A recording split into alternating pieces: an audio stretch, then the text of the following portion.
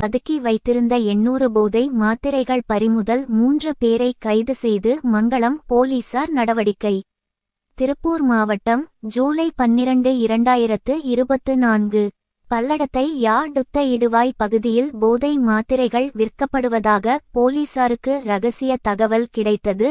தொடர்ந்து மங்களம் காவல் ஆய்வாளர் கவிதா லட்சுமி தலைமையிலான போலீசார் இடுவாய் பகுதியில் தீவிர சோதனை மேற்கொண்டனர். அதில் வீட்டில் வைத்து போதை மாத்திரைகளை விற்பனை செய்து வந்த மலைச்சாமி 26 என்பவனை பிடித்து காவல் நிலையம் அழைத்து வந்து விசாரணை மேற்கொண்டாள். விசாரணையில் அவன் போதை மாத்திரைகள் விற்பனை செய்தது தெரியவந்தது. மேலும் அவனிடமிருந்து சுமார் 600 போதை மாத்திரைகள் பறிமுதல் செய்யப்பட்டது.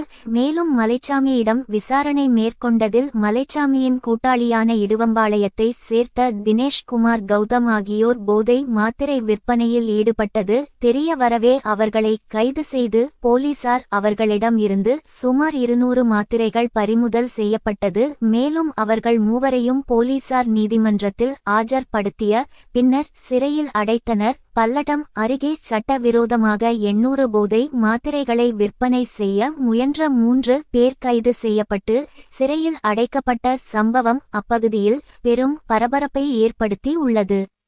பல்லடம்